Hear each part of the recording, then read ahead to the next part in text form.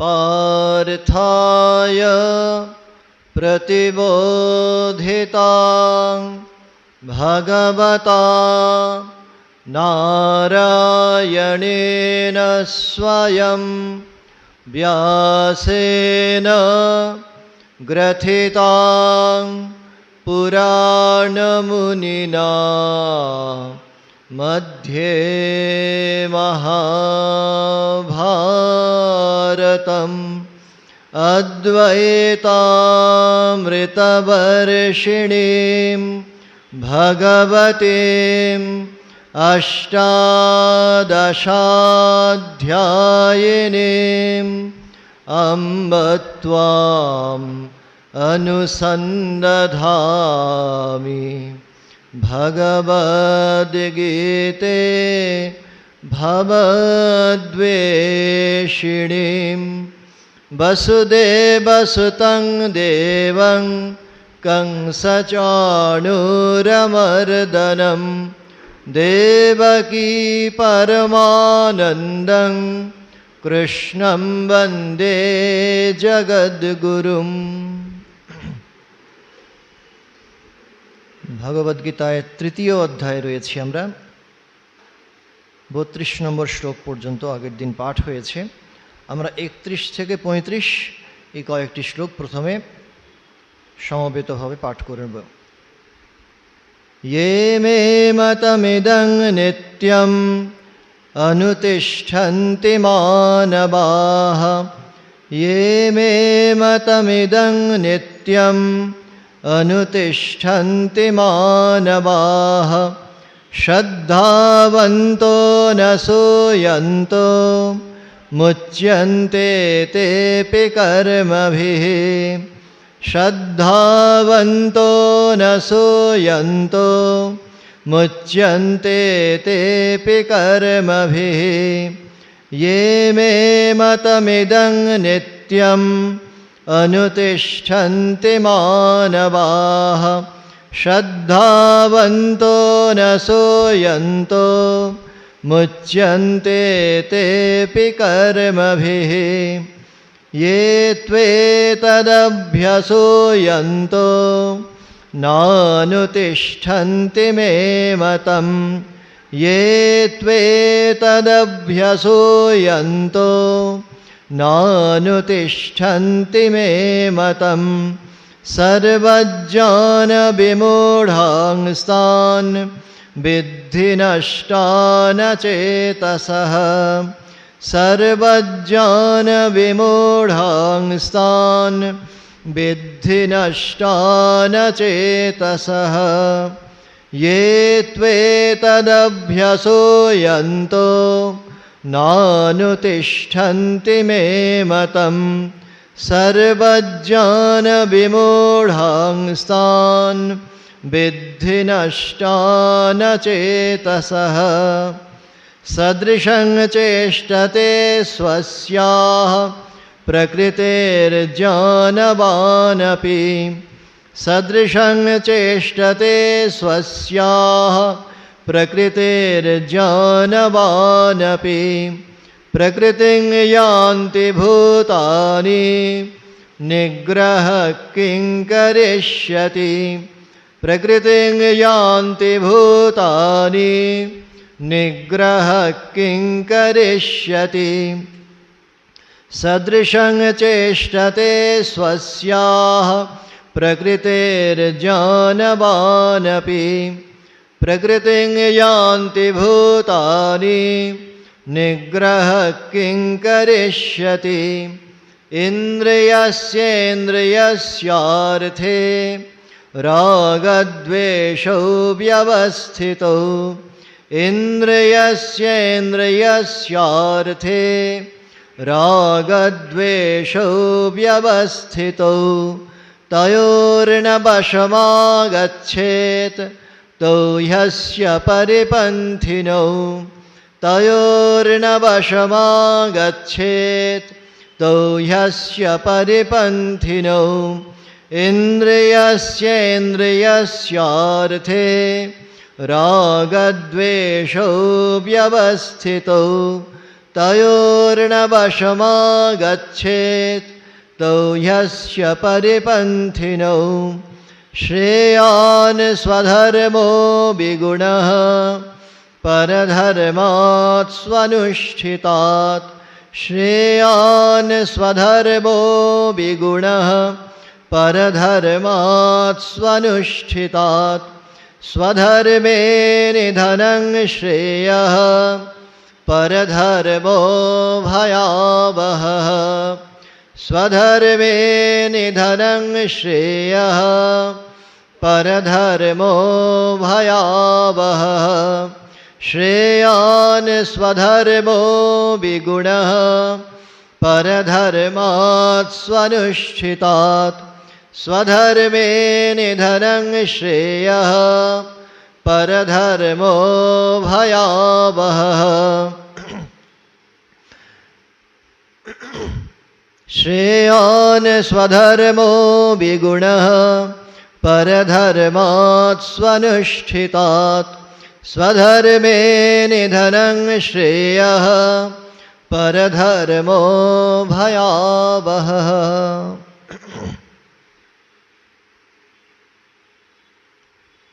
আগের দিন আমরা যেখান থেকে শেষ করেছিলাম 31 এবং 32 নম্বর দুটি শ্লোক একে অন্যের পরিপূরক বলে মনে হয়।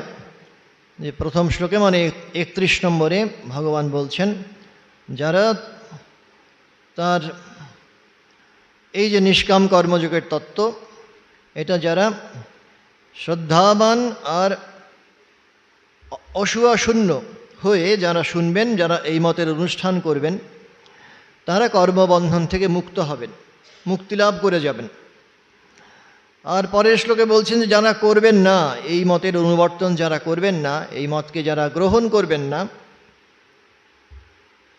মানে নিষ্কাম কর্মযোগের অনুষ্ঠান যারা করবেন না, সেই অবিবেকীদের সর্বজ্ঞান বর্জিত বিমূঢ় ও বিনষ্ট বলে জানবে, অর্থাৎ তারা ইহকাল ও পরকাল ভ্রষ্ট সর্বহারা। আসলে যে কোনো যোগের অনুশীলন করতে গেলেই নিষ্কাম কর্মযোগ তাতে কোনো না কোনোভাবে যুক্ত হয়ে পড়ে। পূজনীয় প্রেমেশানন্দজি মহারাজ দেখাচ্ছেন যে যোগগুলো আসলে আলাদা নয়, আইসোলেটেড ক্যাটাগরি। এখানে জ্ঞানযোগ আছে, ওখানে কর্মযোগ, ওখানে ভক্তিযোগ, আর ওখানে রাজযোগ, এমনটা নয়। একটা যোগ অনুশীলন ঠিকঠাক করে করতে গেলেই বাকি তিনটে যোগ অবধারিতভাবে ওর মধ্যে এসে ঢুকে পড়বে। যেমন ধরুন জ্ঞানযোগের অনুশীলন যিনি করছেন তাকে আপাতভাবে মনে হয় তিনি বিচারের পথ ধরে আছেন, কিন্তু এই বিচারের কাজ যে করছেন মনে মনে, সেটাও তো একটা কাজ, সেটাও কর্ম, এবং তাতে তার নিশ্চয়ই স্বার্থ বুদ্ধি সংশ্লিষ্ট হচ্ছে না। তাতে তিনি স্বার্থ সিদ্ধি করতে পারবেন, নিজের লাভালাভের অঙ্ক কষবেন, এমনটা তো চিন্তা করছেন না। তার মানেই ওর মধ্যে নিষ্কাম কর্ম যুক্ত হয়ে পড়ল। প্রত্যক্ষ বা পরোক্ষভাবে এমনিভাবে পূজনীয় মহারাজ প্রেমেশানন্দজি দেখাচ্ছেন প্রত্যেকটা যোগী আসলে কোনো না কোনোভাবে ওই জ্ঞান ভক্তি কর্মযোগ প্রত্যেকটি যোগেই বাকি তিনটে যোগ কোনো না কোনোভাবে ঢুকে আছে। তা এখানেও যেহেতু এই যে অধ্যায় গীতার, সেখানে জোর দেওয়া হচ্ছে কর্মযোগের উপর, নিষ্কাম কর্মযোগের উপর, সুতরাং ভগবান বলছেন যে যারা এই নিষ্কাম কর্মযোগ তত্ত্বকে গ্রহণ করবেন না, তিনি জ্ঞানমার্গী হন, তিনি ভক্তিমার্গী হন, বা তিনি ধ্যানমার্গী হন, কোনো না কোনোভাবে তাকে নিষ্কাম কর্মের অনুশীলন করতে হবে নিজের নিজের পথ ধরে। ভক্তিযোগী যেমন, ভক্তিযোগী যখন ভগবানের উপাসনা করছেন তখন নিজের দেহ বুদ্ধি তো ছাড়ছেন। আমি দেহ, আমি শরীর, আমি মন, আমি বুদ্ধি, এইসব কি আর চিন্তা করছেন? মোটেও করছেন না। তিনি সম্পূর্ণভাবে ভগবানের পায়ে নিজেকে সমর্পণ করার চেষ্টা করছেন, ওই কামনা শূন্য হচ্ছেন, নিষ্কাম হচ্ছেন। তার ভক্তি সংশ্লিষ্ট যে কাজ সেটা নিষ্কাম কর্মেই পর্যবসিত হচ্ছে। সুতরাং এইটা যে যেমন খুশি পথ ধরে চলুন, এই নিষ্কাম কর্মের মান্যতা তাকে দিতে হবে। তাহলে বলছেন 31 নম্বরে যারা এই মান্যতা দেবেন, এবং অবশ্যই দুটো গুরুত্বপূর্ণ শর্ত সেখানে রয়েছে। তিনি শ্রদ্ধাবান হবেন, ভগবান যা যা বলেছেন সেগুলো আমার ভালোর জন্যে, ভগবান আমার হিতাকাঙ্ক্ষী, শাস্ত্রের উপদেশ আমার কল্যাণের জন্য, এই বুদ্ধি নিয়ে তিনি চলবেন, তিনি শ্রদ্ধাবান হবেন। আমি গুরুমুখে শুনেছি, আমি শাস্ত্র পাঠ করে এমনটা এই জ্ঞান লাভ করেছি, শাস্ত্রের নির্দেশনা এই, সুতরাং এটা আমার পক্ষে ভালোই হবে, এই রকম ভেবে তিনি চলবেন, তিনি শ্রদ্ধাবান হবেন। শ্রদ্ধা মানে আমরা জানি গুরু বেদান্ত বাক্যে বিশ্বাস, আর তার সঙ্গে তিনি অসূয়া শূন্য হবেন, ঈর্ষা শূন্য হবেন। তো এইটা অসূয়া যে কত বড় প্রতিবন্ধক আমাদের নিজেদের জীবনের দিকে তাকালেই আমরা বুঝতে পারি। আমাদের অষ্টাদশ অধ্যায়ে, গীতার এই অষ্টাদশ অধ্যায়ে ভগবান মোক্ষযোগের কথা বলে তারপর অর্জুনকে বলছেন, হাটে বাজারে যেখানে খুশি এই তত্ত্বের কথা বলবে না, যাকে তাকে বলবে না। কাদের কাদের বলবে না? ইদং তে না তপস্কায় না ভক্তায় কদাচন। আর অভক্ত যিনি, ভক্তির যিনি ধার ধারেন না, তার কাছে এটা বলবে না। যার তপস্যা নেই তার কাছে বলবে না। নচা শুশ্রূষবে বাচ্যং নচবাং যোভ্যসূয়তি, যিনি ওই আবার আমার প্রতি অসূয়া করেন, আমাকে যিনি ঘৃণা করেন, দ্বেষ করেন, হিংসা করেন, তার কাছে একেবারেই বলবে না। এই অসূয়া দেশ এগুলোর কি পরিণতি হয়েছিল পুরাণ থেকে আমরা অজস্র দৃষ্টান্ত সহকারে জানতে পারি। এই দক্ষযজ্ঞের বিবরণটা আমাদের হয়তো পাঠ করতে হতো না, এগুলো হয়তো পুরাণের অন্তর্গত হতোই না, যদি না দক্ষ এত শিবের প্রতি অসূয়া সম্পন্ন হতেন। তারপরে শিশুপাল যে কতবার ভগবানের নিন্দা করেছেন আমরা লেখা জোগা নেই। তো যখন এই শতবার হয়ে গেছে, 100 বার হয়ে গেছে, শিশুপালের গর্ভধারিণীর কাছে ভগবান প্রতিজ্ঞা করেছিলেন যে 100 বারও যদি সে ভগবানের নিন্দা করে, শ্রীকৃষ্ণের নিন্দা করে, তাহলেও তিনি তার প্রতি বিরূপ মনোভাব পোষণ করবেন না, তিনি তাকে রক্ষা করে চলবেন। কিন্তু 100 বার যখন পূর্ণ হয়ে গেল তখন ভগবান এর প্রতিবিধান করলেন।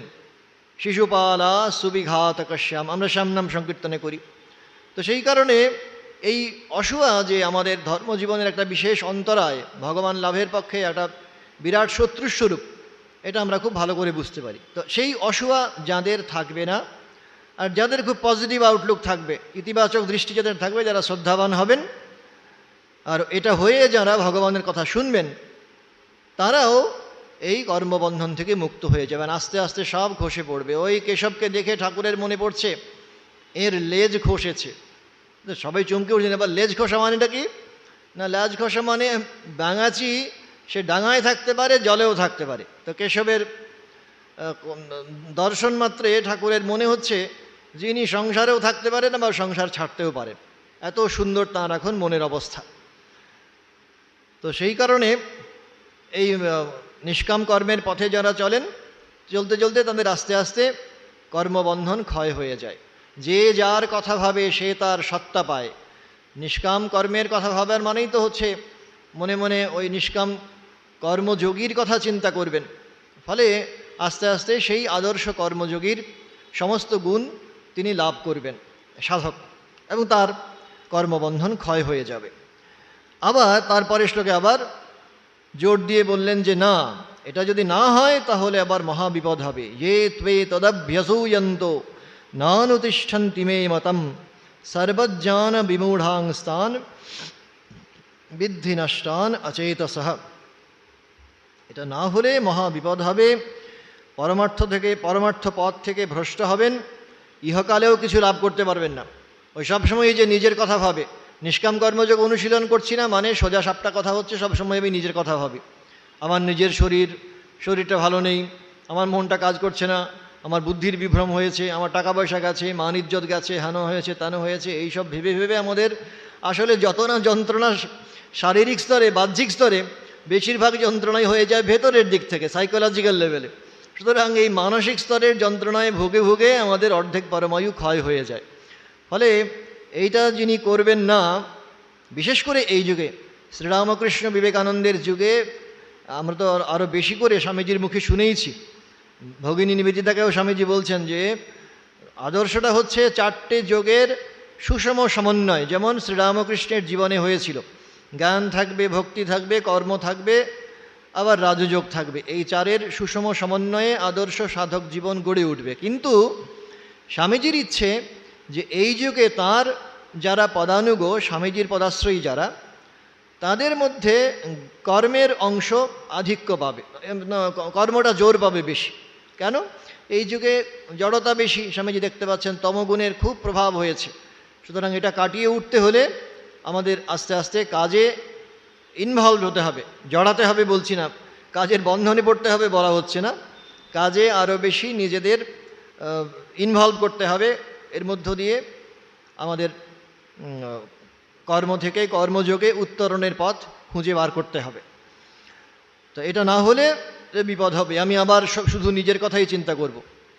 বয়স হয়ে গেলে আমরা শুনতে পাই যে সমস্ত নাকি শারীরিক মানসিক শক্তি চলে যায়, আর সমস্ত আমাদের বুদ্ধিবৃত্তি চিন্তা সব গিয়ে পড়ে শরীরের উপর, মনের উপর।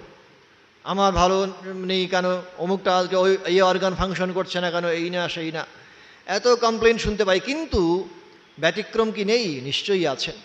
এই গতকালকেই একজনই আমাদের ভক্তের সঙ্গে কথা হচ্ছে, তাঁরও যথেষ্ট বয়স হয়েছে, বলছেন তিনি এতটুকু ফুরসত পান না, সময় পান না, এত কাজ তিনি করেন। কীরকম কাজ? না, ওই যে আমাদের অনেক রামকৃষ্ণ বিবেকানন্দ লিটারেচারের অনেক বই আছে যেগুলো বাংলা থেকে ইংরেজিতে অনুদিত হয়নি, আবার ইংরেজিতে অনেক বই আছে যেগুলোর এখনও বাংলা অনুবাদ হয়নি। সেটা যাতে সবার কাছে গিয়ে পৌঁছয়, ট্রান্সলেশনের কাজ তিনি করছেন। এরকম আরেকজন সাধিকার আমরা দেখেছিলাম, কাশী সেবাশ্রমে তিনি আছেন, তিনিও ওইরকমভাবে বাংলা থেকে কন্নড়ে, ইংরেজি থেকে কন্নড়ে এইসব ট্রান্সলেশনের কাজ করে চলেছেন, যাতে সবার কাছে গিয়ে ঠাকুর স্বামীজির বাণী এগুলো গিয়ে পৌঁছতে পারে। আমরা প্রত্যেকেই আসলে চাইলে নিজের নিজের মতো করে এই ধরনের সেবামূলক কাজ খুঁজে পেতে পারি। সুতরাং বয়স হয়ে গেলেই সমস্ত দরজা বন্ধ হয়ে গেল, আর কোথাও আমার কোনো জায়গায় অবকাশ নেই, অবসর নেই, শুধু শরীর নিয়ে পড়ে থাকতে হবে, এটা আসলে আদপে সত্যি নয়। দৃষ্টান্ত ভুরি ভুরি আমরা পেতে পারি যেখানে এইভাবে মানুষ সেবার কাজে নিষ্কাম কর্মযোগের অনুশীলনে ব্যাপৃত হচ্ছেন। সদৃশং চেষ্টতে স্বস্যাহ প্রকৃতির জানবানপি প্রকৃতিং যান্তি ভূতানি নিগ্রহ কিং করিষ্যতি। বলছেন জানবানপি, এইটা বলে টোলে নিষ্কাম কর্মের কথাটা বলে তারপর বলছেন এটা আমি বললাম বটে, কিন্তু চাইলেই যে আজকে কেউ লাফ দিয়ে দিতে পারবে, সবাই যে নিষ্কাম কর্মে একেবারে প্রতিষ্ঠিত হয়ে যাবে, এটা তুমি আবার ভেবো না। সবাই চেষ্টা করুক, চেষ্টা করলে তার কৃপার বাতাস বইছে, তুই পাল তুলে দে না, পাল তুলে দেবার কাজ চলতে থাকুক, তার কৃপার বাতাসও সঙ্গে সঙ্গে এসে জুটবে, এটা ঠিক। কিন্তু ওই চেষ্টা এটা কিন্তু একটু ব্যক্তি সাপেক্ষ হতে পারে, একটু আমাদের সংস্কারের উপর নির্ভরশীল হতে পারে। কতখানি আমি চেষ্টা করতে পারবো, কতখানি আমি এফোর্ট দিতে পারবো, এটা এক কথায় তার কোনো উত্তর হবে না। কেননা পথে অনেক কাঁটা আছে, প্রতিবন্ধক আছে। পথে কাঁটা আছে, প্রতিবন্ধক আছে বলেই তো এই পথটা এত গৌরবময়। এই যে যখন শুনি পূজা তাঁর সংগ্রাম অপার, সদা পরাজয় তাহা না ডরাক তোমা, স্বামীজির মুখে শুনি, অথবা উপনিষদের মুখে শুনি যে এই ক্ষুরের ধারার মতো সুরস্য ধারা নিশিতা দূরত্বয়া দুর্গম পথস্তৎ কবয়ো বদন্তি, তখনই আমরা বুঝি ডিফিকাল্টি অনেক। এক বাক্যে একটা গুরুর মুখে উপদেশ শোনা মাত্রে, মহাবাক্য হোক বা দীক্ষামন্ত্র হোক, শোনার মাত্রে সমস্ত অন্ধকার অপনোদন হয়ে যাবে, এটা নাও হতে পারে। কারণ আমার মধ্যে হাজার হাজার জন্মের পুঞ্জীভূত সংস্কার রয়েছে, পুঁটলিটা রয়েছে, সংস্কারের পুঁটলি, সেটা আমাকে অন্ধকার দূর করার ক্ষেত্রে প্রতিবন্ধক হচ্ছে। তো সেই পথের কাঁটাগুলো কি কি, আমার অন্তরায়গুলো কি কি, সেগুলো সম্পর্কে ঠিকঠাক জানা প্রয়োজন। এই জানানোর জন্যে ভগবান এখানে আমাদের পরের দুটো শ্লোকে এই শত্রুদের চরিত্র সম্পর্কে ওয়াকিবহাল করে দিচ্ছেন। বলছেন জ্ঞানবান আপি, জ্ঞানী ব্যক্তিও স্বস্যাহ নিজের প্রকৃতেহে, প্রকৃতি বা স্বভাবের সদৃশং চেষ্টতে অনুরূপ কাজ করেন। মানে জ্ঞানী ব্যক্তিও নিজের স্বভাবের অনুরূপ কাজ করেন। ভূতানি প্রাণীগণ প্রকৃতিং যান্তি, প্রকৃতিকে অনুসরণ করে। নিগ্রহ শাসন বা বিধিনিষেধরূপ শাস্ত্রবাক্য কিং করিষ্যতি, কি করবে? বলছেন জ্ঞানমান ব্যক্তিও নিজ প্রকৃতি অর্থাৎ পূর্বজন্মের অর্জিত সংস্কার অনুরূপ কর্ম করে থাকেন। প্রাণীগণ নিজ প্রকৃতি বা সহজাত স্বভাবেরই অনুবর্তন করে। এ অবস্থায় বিধিনিষেধরূপ শাস্ত্রের অনুশাসনের কি ফল হবে? ওই আমরা সাপ্রেস করে দেওয়ার চেষ্টা করি, আমার মধ্যে একটা খারাপ চিন্তা উঠেছে, এখন কি করব? এটা যদি এক্সপোজড হয়, যদি সবাই জানতে পারে যে আমার এইরকম খারাপ চিন্তা উঠেছে, তাহলে সবাই মিলে গালাগাল দেবে, বকাঝকা করবে। সুতরাং আমি কি করলাম? আমি ওটা বিচার করতে পারছি না, বিচার করাটা অনেক ঝামেলার ব্যাপার। ও ঠিক আছে, ওটা সাপ্রেস করি, দাবিয়ে রেখে দিই। দাবিয়ে রাখলে ঠিক আছে, ফর দ্য টাইম বিং ওই মুহূর্তের জন্য একটা সমাধান হলো ঠিকই, কিন্তু এটা চিরস্থায়ী সমাধান হবে না। চিরস্থায়ী সমাধান হবে না, কারণ আমি যেটা দাবিয়ে রেখেছি যে চিন্তাগুলোকে, সেটা অশুভ চিন্তা হোক, শুভ চিন্তাও, সেটা শুভ হোক অশুভ হোক, এটা সংস্কার হিসেবে আমার সঙ্গী হয়ে থাকছে। এখন এই অশুভ চিন্তাগুলো যখনই আমার মনের দুর্বল মুহূর্ত, যখন আমি কোনোভাবে কাজের প্রেশার থেকে একটু আলগা দিয়েছি মনটাকে, কাজের অসম্ভব চাপের মধ্যে রয়েছি, মাথা তুলবে দাঁড়ানোর চেষ্টা করতে পারছি না, তখন কোনো প্রশ্ন নেই, তখন আপন গতিতে কাজ এগিয়ে যাবে, সব ঠিক আছে। কিন্তু যখন একটু কাজের চাপ কমে গেল, প্রেশারটা কমে গেল, তখন কিন্তু ওই ভেতরের যে সংস্কারগুলো, স্বাভাবিক বৃত্তিগুলো, সেগুলো আবার মাথা চাড়া দিয়ে উঠতে শুরু করলো। ওই যে পুরনো জন্মান্তরের বা এই জন্মেরও অশুভ সংস্কারগুলো বা শুভ সংস্কারগুলোও বটে, যেখানে সঞ্চিত হয়ে থাকে সেই জায়গাটাকে বলে চিত্ত। মনের আমরা জানি অনেকগুলো কম্পার্টমেন্ট আছে, অনেকগুলো তার স্তর রয়েছে। একটা হচ্ছে তার মধ্যে বুদ্ধি, মনের আমরা জানি সংকল্প বিকল্পের ধর্ম আছে। কখনো বলছে রসগোল্লা খাবো, কখনো বলছে খাবো না, কখনো বলছে আজকে মন্দিরে পাঠ শুনতে যাব, পরের মুহূর্তে বলছে যাব না। এইটা হচ্ছে সংকল্প বিকল্পের ধর্ম। এই মুহূর্তে হ্যাঁ হচ্ছে, পরের মুহূর্তে না হয়ে যাচ্ছে, দোদুল্যমান অবস্থা। বুদ্ধি তার উপরে আমরা জানি ডিকটেট করে, প্রভুত্ব করে, বলে দেয় যে না, তোমাকে ওই ভালো কাজটাই করতে হবে, যেটা আমি বলছি সেটা তোমাকে শুনতে হবে। তো তার মধ্যে আবার আরেকটা, ওই মন বুদ্ধির বাইরে আরেকটা রয়েছে চিত্ত। চিত্ত যেখানে হাজার হাজার জন্ম ধরে বা এই জন্মেরও আমাদের যে বিভিন্ন কাজের ফলে যেগুলো অভ্যাসে রূপান্তরিত হয়েছে, অভ্যাস থেকে সংস্কার হয়ে আছে, সংস্কারের পুঁটলিটা সঞ্চিত হয়ে আছে ওই চিত্তে। তা চিত্ত হচ্ছে রিপোজিটরি। ওইখান থেকে আমরা, স্বামীজি খুব সুন্দর দৃষ্টান্ত দিচ্ছেন। একটা দুপুরবেলা আমি সরোবরে গিয়েছি, সরোবরে গিয়ে ঢিল ছুঁড়েছি। ঢিল ছুঁড়লে সঙ্গে সঙ্গে তার একটা রিয়াকশন হলো, আমি একটা অ্যাকশন করলাম, ঢিল ছুঁড়লাম, আর ওই সরোবরের দিক থেকে, জলাশয়ের দিক থেকে রিয়াকশন হচ্ছে, সঙ্গে সঙ্গে তরঙ্গ তৈরি হচ্ছে, ঢেউ তৈরি হচ্ছে। তো এইরকম চিত্তরূপ সরোবর আমাদের ভেতরে যে সংস্কারের যে আধারটা রয়েছে, সেখানে যখনই বাইরের কোনো একটা অ্যাকশন এলো, বাইরের পৃথিবী এসে বলল তুমি এখন এই মুহূর্তেটা খেয়ে নাও, এই মুহূর্তে এই ঘ্রাণটা নিয়ে নাও, এইটা তুমি স্পর্শ করে নাও, এই ধরনের যে সাজেশনগুলো এলো, আসার পরে যেখান থেকে তার রিয়াকশন আসে, প্রতিক্রিয়া আসে, সেটাকে বলা হচ্ছে চিত্ত। চিত্তের মধ্যে আমার আগে যেমন বললাম, সংস্কারগুলো ওখানে একসঙ্গে যুথবদ্ধ হয়ে আছে। তা এই সংস্কার যেহেতু প্রত্যেকের রয়েছে, ভালো হোক মন্দ হোক, কারো ক্ষেত্রে ভালো সংস্কার বেশি হতে পারে, কারো ক্ষেত্রে অশুভ সংস্কার বেশি হতে পারে, সে যাই হোক। তো সেই সংস্কার বলছেন যেন আমাদের প্রত্যেককে জোর করে টেনে নিয়ে যাচ্ছে। আমার মধ্যে যদি অশুভ সংস্কার প্রবল হয়, ওটাই আমাকে টেনে নিয়ে যাবে। এগুলো নিয়ে খুব সুন্দর আলোচনা আছে স্বামীজির কর্মযোগে।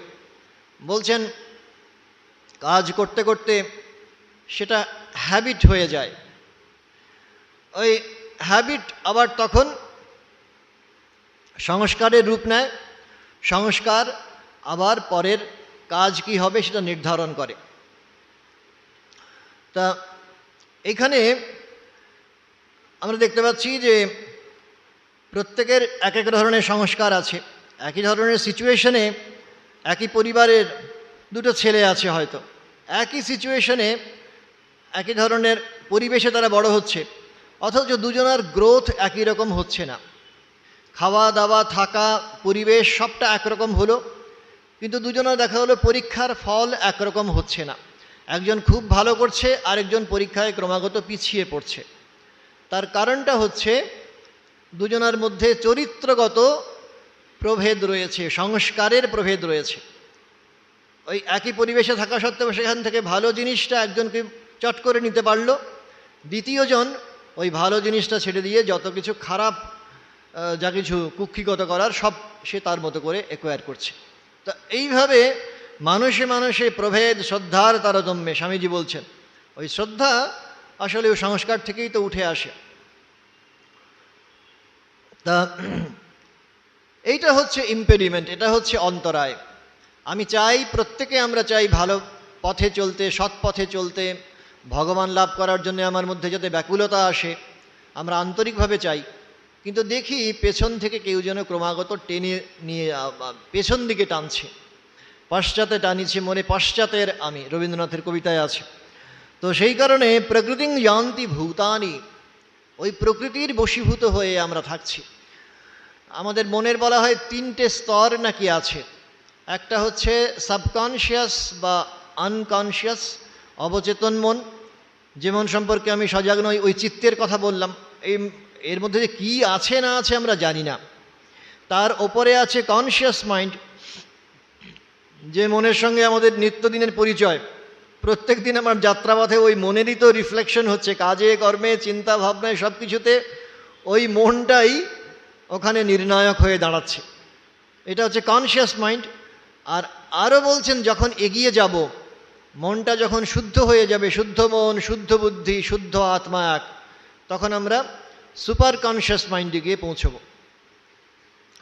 তা আমাদের লক্ষ্য আসলে ওইটা থেকেই, সাবকনশিয়াসের বন্ধন থেকে মুক্ত হয়ে গিয়ে কনশিয়াস স্টেজ পেরিয়ে গিয়ে সুপার কনশিয়াস স্টেজে গিয়ে পৌঁছানো। আমরা দেখতে পাই পশু পাখির ক্ষেত্রে, একটা কুকুরের সামনে একটু করে মাংস নিয়ে আসা হলো, স্বামীজিও জ্ঞানযোগে এই দৃষ্টান্ত উপস্থাপন করেছেন। একটা কুকুরের সামনে মাংস এক টুকরো নিয়ে আসা হলো, সে কোনো কিছু চিন্তা না করে 100 ভাগ মন দিয়ে পরম আনন্দের সঙ্গে, আয়েসের সঙ্গে মাংস টুকরো খাবে। আমার সামনে যখন আনা হয়, তখন কি আমি একই রকম আনন্দের সঙ্গে, আয়েসের সঙ্গে খেতে পারি? পারি না। পারি না, কারণ তখন আমার চিন্তা হয় আমার দেশে এত মানুষ কষ্ট পাচ্ছে, খেতে পাচ্ছে না, পড়তে পারছে না, বুভুক্ষায় রয়েছে, সুতরাং এর মধ্যে আমি একটা এনজয় করব, এটা মানুষই পারে। মানুষের মধ্যে এই বিবেকের জাগরণ হয়। মানুষই ওই তার ক্ষণস্থায়ী আনন্দটাকে, তার সাবকনশিয়াস মাইন্ডের, অবচেতন মনের যে সংস্কার, এটার বন্ধন নিগড় ছেদন করে আবার ওপরের দিকে যাবার চেষ্টা করে, আরও সুপার কনশিয়াসের দিকে যাবার চেষ্টা করে। সুতরাং প্রকৃতিং যান্তি ভূতানি, এটা ঠিকই, সত্যি, কিন্তু একটা জায়গায় আমরা ছেদন করতেও পারি, নিশ্চয়ই ব্যতিক্রম আছে। এটা হচ্ছে সাধারণ প্রিন্সিপাল। আমাদের দৈনন্দিন জীবনে যেমন সাধারণভাবে জীবনের গতি যেমনভাবে আমরা দেখতে পাই নির্ধারিত হচ্ছে, তার কথাই এখানে ভগবান বলছেন। যেমন ধরুন ওই ডারউইনের থিওরিতে যেমন আছে স্ট্রাগল ফর এক্সিস্টেন্স, তারপরে সার্ভাইভাল অফ দি ফিটেস্ট ইত্যাদি, ন্যাচারাল সিলেকশন, এগুলো সব প্রকৃতির স্তরে, পশুর স্তরে সব খাটে। কিন্তু মানুষ কিন্তু প্রকৃতির দ্বারা বদ্ধ হয়ে থাকতে চায় না, সে সব সময় ওপরের দিকে এগিয়ে যেতে চায়। নারায়ণপুর থেকে আমাদের ছাত্র ভাইরা এসেছিল, খুব সুন্দর একটা গান করছিল, বাড়তে জানা হ্যায় হামকো, বাড়তে জানা হ্যায়। তো বাড়ত, আগে আগে বাড়ো, আগে বাড়ো, একজন সাধু বলতেন, চরই বেতি চরই বেতি। তো সেই রকম আমাদের মন প্রত্যেক মুহূর্তেই আসলে চাইছে এগিয়ে যাবার জন্যে, এবং সেই ব্যাকুলতা যখন একটা সমস্ত সীমাবদ্ধতা ছাপিয়ে যেতে পারবে, তখনই ওই বন্ধন ছেদন হবে, আমরা সুপার কনশিয়াস স্টেজে গিয়ে পৌঁছতে পারবো। ব্যাকুলতা বলতে শ্রীরামকৃষ্ণ এর কথাই বলেছেন। আন্তরিক ব্যাকুলতা মানে সব কিছু ভুলে যাওয়া। এটার জন্যে একদিনে এটা আসে, হঠাৎ করে ব্যাকুলতা আমার চলে আসবে, আমার মধ্যে তীব্র বৈরাগ্য চলে আসবে, এটা ভাবলে হয়তো একটু বেশি ভাবা হচ্ছে। কিন্তু এটাকে স্ট্যান্ডার্ড রেখে, এটাকে আদর্শ হিসেবে সামনে রেখে যদি কেউ এগিয়ে যায়, তাহলে নিশ্চয়ই তাঁর কৃপার বাতাস যেহেতু বইছে, সুতরাং ওই তাঁর অভিমুখে যাত্রা এটা সফল হবে একটা না একটা সময়। সুতরাং প্রকৃতিং যান্তি ভূতানি নিগ্রহ কিং করিষ্যতে, এটা নিশ্চয়ই সাধারণ অবস্থায় এই কথা সত্য তো বটেই, কিন্তু সমস্ত নিয়মের ব্যতিক্রম থাকে। স্বামী শিষ্য সংবাদে বলছেন সমস্ত নিয়মের ব্যতিক্রম থাকে। যেমন সাধু নাগ মহাশয়, এত সুন্দর জীবন বলছেন, ভাবা যায় না, চিন্তা করা যায় না, যে যিনি কিনা মায়ের কাছে যখন আসছেন, দেহ বুদ্ধি সমস্ত তার বন্ধন একেবারে ভুলে গিয়ে ওই প্রসাদ হিসেবে যা পেয়েছেন, শাল পাতাটা প্রসাদ তো মুখে তুলে নিয়েছেনই, তারপর শাল পাতাটা পর্যন্ত মুখে তুলে নিচ্ছেন, মাথায় তুলে নিচ্ছেন, এই রকম এত ভক্তি। তো এই ধরনের দৃষ্টান্ত, এই ধরনের মানুষ তো আছেনই বটে। সুতরাং এদের ক্ষেত্রে ওই নিগ্রহ কিং করিষ্যতে এই কথা প্রযোজ্য হবে না। সাধারণ অবস্থার কথা চিন্তা করে ভগবান এই কথা বলেছেন। তারপরে আবারও বলছেন, ইন্দ্রিয়স্যেন্দ্রিয়স্যার্থে রাগদ্বেষৌ ব্যবস্থিতৌ তয়োর্ন বশমাগচ্ছেৎ তৌ হ্যস্য পরিপন্থিনৌ। উল্টো পথের বলছেন, এই যে ভগবান লাভ করার কথাটা বলছো, এটা সব ঠিক আছে, কিন্তু এর ঠিক উল্টো পথের কাঁটাগুলো রয়েছে, এই সম্পর্কে সজাগ হও। কীরকম? ইন্দ্রিয়স্য, সকল ইন্দ্রিয়েরই, অর্থে, নিজের নিজের বিষয়ে, রাগদ্বেষৌ, আসক্তি ও বিদ্বেষ, ব্যবস্থিতৌ অবশ্যম্ভাবী, তয়োঃ, তাদের বশম ন আগচ্ছেৎ, বশে আসবে না, অর্থাৎ তাদের বশীভূত হবে না। হি, যেহেতু, তৌ, সে দুটি, অস্য, পুরুষের শ্রেয়প্রাপ্তির, পরিপন্থিনৌ, বিঘ্নকারক, অর্থাৎ শত্রু। বলছেন সকল ইন্দ্রিয়েরই নিজের নিজের বিষয়ে অনুকূল প্রতিকূল বিষয় ভেদে রাগ দেশ অবশ্যম্ভাবী, কোনোভাবেই ওই রাগ দেশের বশীভূত হয়েও না। এরা উভয়েই, অর্থাৎ রাগ ও দেশ, এ দুটি পুরুষের শ্রেয়প্রাপ্তির, শ্রেয়মার্গের বিঘ্নকারক। ওই স্বামীজি গান গেয়েছিলেন ঠাকুরের সামনে, যদি দেখো পথে ভয়েরই আকার, প্রাণপণে দিও দোহাই রাজার, সে পথে রাজার প্রবল প্রতাপ, সমন্দরে যার শাসনে। তো সেখানে ওই যদি দেখো পথে লোভমোহ আদি পথে দস্যুগণ, লোভমোহ আদি পথে দস্যুগণ, পথিকের করে সর্বস্ব মোশন। ডাকাতগুলো রয়েছে, আমরা রাজমার্গে যাবার চেষ্টা করছি, কিন্তু সেটাকে এত সহজ তরতর করে নৌকোটা এগিয়ে যাবে, তীরে গিয়ে পৌঁছে যাবে, এটা ভাবার কোনো কারণ নেই। তাই এই ডাকাতগুলো কারা কারা? ওই গানে ছিল লোভ আর মোহ, এখানে অন্য ভাষায় বলা হলো রাগ আর দেশ। রাগ মানে কি? রাগ মানে অ্যাটাচমেন্ট।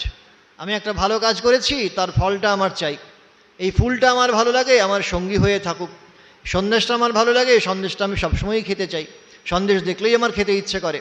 তো এইগুলো, এই যে পাঁচটা কর্মেন্দ্রিয়, পাঁচটা জ্ঞানেন্দ্রিয়, এগুলোর প্রত্যেকের সঙ্গে অ্যাসোসিয়েটেড আমাদের কিছু ভালো লাগার অনুভূতি আছে, ভালো না লাগার, খারাপ লাগার অনুভূতিও যুক্ত হয়ে আছে। ওরে বাবা, আমি চাই না, এই লোকটাকে দেখলেই আমার বিরক্তি আসে, ওরে বাবা এ আবার আজকে উদয় হয়েছে নাকি, কি হবে কে জানে।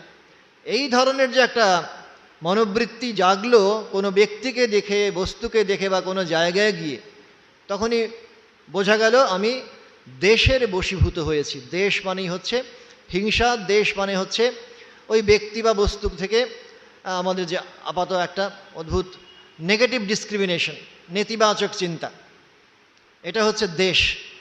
পাতঞ্জল যোগসূত্রে আছে, সুখানুশয়ী রাগঃ দুঃখানুশয়ী দ্বেষঃ। ওই সুখের সঙ্গে সংযুক্ত হয়ে আছে রাগ। আমার কিছু খেয়ে ভালো লেগেছে, সুতরাং এটা আমার হয়ে থাকুক, আমার সঙ্গী হয়ে থাকুক, ওই রাগ, অনুরাগ। আর এটা আমার ভালো লাগে না, তার সঙ্গে সংশ্লিষ্ট হয়ে আছে দুঃখের অনুভূতি। তো সুতরাং তার থেকে আমি শত যোজন দূরত্ব রক্ষা করে চলব। দুঃখানুশয়ী দ্বেষাহ। সুতরাং বলছেন এই দুটোই কিন্তু আমাদের পথের কাঁটা। এরা যতক্ষণ পর্যন্ত থাকবে, আমার সামনে থাকবে, আমার যাত্রাসঙ্গী হয়ে থাকবে, ততক্ষণ পর্যন্ত বন্ধন কাটার কোনো প্রশ্নই উঠছে না, নিষ্কাম কর্মের অনুশীলনের প্রশ্নই উঠছে না। নিষ্কাম কর্ম কোন সময় হতে পারে? আমি কিছু চাই না। রাগ মানেই তো আমি রাগের বশীভূত হয়ে আছি, মানে আমার মধ্যে অ্যাটাচমেন্ট। রাগ মানে বাংলা রাগ করা নয়। বাংলায় রাগ আর সংস্কৃতের রাগ কিন্তু পুরো ভিন্ন অর্থ। সংস্কৃতে রাগ মানে হচ্ছে অ্যাটাচমেন্ট, ভালো লাগা। সুতরাং আমার কিছু ভালো লাগে, আমার কিছু চাই, এটা পরিষ্কার সকাম মনের অবস্থার লক্ষণ। নিষ্কাম মনে আমি চাই এটাও বলবো না, আমি চাই না এটাও বলবো না।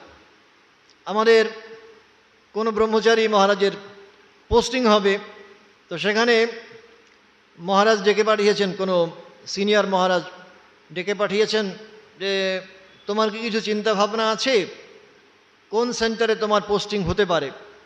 বললো মহারাজ আমি কিছুই বলবো না, আপনারা যেমনটি বলবেন তেমনটিই হবে। এইটা হচ্ছে আনুগত্যের লক্ষণ, এটা হচ্ছে নিষ্কাম কর্মযোগের লক্ষণ। যেমনভাবে ঠাকুর আমার জন্য যে বিধান করেছেন এটাই আমার পক্ষে কল্যাণপ্রদ হবে, আলটিমেটলি এটাই আমার পক্ষে ভালোর কারণ হবে, সুতরাং আমার টেনশনে পড়ার কোনো কারণ নেই। তো এই বিশ্বাস তো আমাদের সবসময় এগিয়ে যেতে সাহায্য করেই। কিন্তু সেই কারণে এই বললেন তয়োর্না বশমাগচ্ছেৎ, এদের দ্বারা কখনো বশীভূত হবে না। তৌ হি অস্য পরিপন্থিনৌ, এরা দুজনেই এই সাধকের চলার যে পথ তার ঠিক উল্টো পথে নিয়ে যায়, সংসারের দিকে টেনে নিয়ে যায়। সোজা কথা, ওই ঠাকুর যেমন মাকে বলেছিলেন তুমি কি আমাকে সংসারের ঢালু পথে টেনে নিয়ে যেতে এসেছো, আর সঙ্গে সঙ্গে উত্তরে হচ্ছে না না সেটা কেন, তোমার ইষ্টপথে সাহায্য করতেই এসেছি। সুতরাং এটা হচ্ছে সংসারের ঢালু পথ, যার দৃষ্টান্ত শ্রীরামকৃষ্ণের মুখে আমরা কথামৃতে শুনতে পাই যে ফোর্ট উইলিয়ামের কলমবাড়া রাস্তা দিয়ে নামতে শুরু করলে কোন সময়ে যে কতখানি নেমে চলে এসছি সেটা আমাদের হুঁশও থাকে না। তো এইটা একবার যদি কেউ এর বশীভূত হয়ে পড়ে, রাগ বা দেশের বশীভূত হয়, তাহলে অ্যাট দি ফার্স্ট স্টেজ প্রথমেই সেটাকে পাকড়াও করে নেওয়া উচিত। কারণ এরা যদি গাইড হয়ে দাঁড়ায়, এরা যদি আমার গার্জেন হয়ে যায়, অভিভাবক হয়ে যায়, তাহলে যে বিপদ অবশ্যম্ভাবী, এই নিয়ে বাড়িয়ে বলার কোনো জায়গাই নেই। সুতরাং অ্যাটাচমেন্ট অ্যাভারশন কোনোটাই থাকবে না। একবারে সবসময় আমি মাথা উঁচু করে চলব। আর এটাও বলছেন, এটা যে একটা পার্টিকুলার মোমেন্টে একটা জায়গায় গিয়ে শেষ হয়ে গেল, সংগ্রাম শেষ হয়ে গেল, এটা ভাবারও কোনো কারণ নেই। স্বামীজির কবিতায় উজাতার সংগ্রাম অপার অপার সবসময় চলছে। তয়োর্ন বশমাগচ্ছে তৌ হ্যস্য পরিপন্থিনৌ, ইন্দ্রিয়স্যার্থে, প্রত্যেকটি ইন্দ্রিয়ের সঙ্গে সংশ্লিষ্ট হয়ে আছে এই ভালো লাগা মন্দ না লাগার অনুভূতি, আমার আগের অর্জিত সংস্কার। সুতরাং এইগুলো সম্পর্কে আমাকে সজাগ থাকতে হবে। যখনই একটা ইনভিটেশন এলো জগৎ থেকে, জগতে আনন্দযজ্ঞে আমার নিমন্ত্রণ, যখনই আনন্দযজ্ঞ থেকে আমন্ত্রণ এলো, সঙ্গে সঙ্গে আমি অ্যালার্ট হয়ে গেলাম, ওরে বাবা এ তো রবার, ডাকাত এসছে, আমাকে এখন নিজেকে গার্ড করতে হবে নিজেকে। সুতরাং ওই সময়ে বুদ্ধি যেন আমার ভেতরে জেগে থাকে, মায়ের কাছে প্রার্থনা করা, মা তুমি বুদ্ধিরূপে আমার যাত্রাসঙ্গী হয়ে থেকো। তো ইয়া দেবী সর্বভূতেষু বুদ্ধিরূপেণ সংস্থিতা ইত্যাদি। বুদ্ধি যেন আমার মধ্যে জাগরুক হয়ে থাকে, বিবেক যেন আমার যাত্রাপথের সঙ্গী হয়, আমি যেন বুঝতে পারি কোনটা চিরস্থায়ী, কোনটা ক্ষণস্থায়ী, কোনটার ফলাফল পরিণামে বিষবহ হবে, এটা সম্পর্কে আমি যেন ভালো করে বুঝতে পারি। এইটা হচ্ছে বিবেক সংযুক্ত মনের লক্ষণ। এবং এই পুরুষকারের অর্থই হচ্ছে, আমি পুরুষকার এক্সার্ট করছি মানেই তয়োর্ন বশমাগচ্ছে, আমি নিজের উপর নিজে নির্ভরশীল আছি, আমি স্বাধীন, আমি স্বতন্ত্র, আমি পরতন্ত্র নই, আমি রাগ দেশের বশীভূত নই। একটা কিছু সাজেশন এসছে বলেই সঙ্গে সঙ্গে আমাকে কর্ণপাত করতে হবে তার কোনো মানে নেই। আমি সম্পূর্ণভাবে নিজের উপরে নিজে নির্ভরশীল। উপনিষদেও রয়েছে আপনৌতি স্বরাজ্যম, স্বরাজ আমার জন্মগত অধিকার, তিলকের ভাষায় যেমন স্বরাজটা আমার অন্তর্জীবনেও সমানভাবে প্রাসঙ্গিক। তো সেই স্বরাজে আমি প্রতিষ্ঠিত হয়ে আছি। আমি কখনো কোনো লোভ, মোহ, মাৎসর্য, পদাকাঙ্ক্ষা কোনো কিছুর দ্বারা আমি প্রভাবিত হই না। তেমনিভাবে বিরূপ কোনো মনোভাবও আমি পোষণ করি না। বিরূপ মনোভাব পোষণ করি না কারণ আজকে এই মুহূর্তে যে আমার দেশের কারণ হয়ে আছে, যার প্রতি আমার বিরূপ মনোভাব জন্মাচ্ছে, এমনটা হতেই পারে অবস্থার পরিবর্তন হলে দুদিন পরে সেই হয়তো এমন ব্যবহার করলো, এমন একটা সংকটের মুহূর্তে আমার জীবনে পরিত্রাতা হয়ে চলে এলো, যার ফলে আমি মহা বিপদ থেকে উদ্ধার পেতে পারলাম। কেউ বলতে পারে না। চুপচাপ হয়ে দাঁড়িয়ে থাকলেই আমরা দেখি একই ব্যক্তি বিভিন্ন অবস্থায় বিভিন্ন রকম অভিনয় করে। সব কিছু তো আসলে ভগবান নিয়ন্ত্রণ করছেন। সুতরাং ভগবান কোন পথ দিয়ে কাকে কিভাবে নিয়ে যাবেন, করুণা করুণা তোমার কোন পথ দিয়ে কোথা নিয়ে যায় কাহারে, এটার নির্ণয় আমরা করতে পারবো না, তিনিই জানেন। সুতরাং তিনি তার মতো করে নিয়ে যান, আমি তাঁর উপরে নির্ভরশীল। আমি এই তয়োর্ণ বাসম আগাচ্ছেন, এই রাগ আর দেশের বশীভূত আমরা হব না। ঠাকুরের কথামৃতেও রয়েছে ক্রোধ চণ্ডাল, ক্রোধের কি বশীভূত হতে আছে। গীতাতেও আছে ত্রিবিধং নরকস্যেদং দ্বারং নাশনমাত্মনঃ কাম ক্রোধস্তথা লোভস্তস্মাৎ এতত্রয়ং ত্যজেত। কাম, ক্রোধ আর লোভ, এটা হচ্ছে তিনটে নরকের দরজা। সুতরাং এই রাগ আর দেশ এগুলো ওতপ্রোতভাবে জড়িত ওদের সঙ্গে। কাম আর লোভ এর সঙ্গে সরাসরি রাগকে অ্যাটাচ করা যায়, অ্যাটাচমেন্টকে আমরা নিশ্চয়ই অ্যাসোসিয়েট করতে পারি। আর দেশ সংযুক্ত হচ্ছে ক্রোধের সঙ্গে। সুতরাং এই তিনটে যে নরকের দরজা বা দুটো যাই বলা হোক, রাগ দেশ অথবা কাম ক্রোধ লোভ, এই তিনটে সম্পর্কে আমাদের সজাগ থাকতে হবে এবং এদের দ্বারা আমরা কখনো প্রভাবিত হব না, মাথা নিচু করব না। ওম শান্তি শান্তি শান্তি। হরি ওম তৎসৎ। শ্রীরামকৃষ্ণার্পণমস্তু।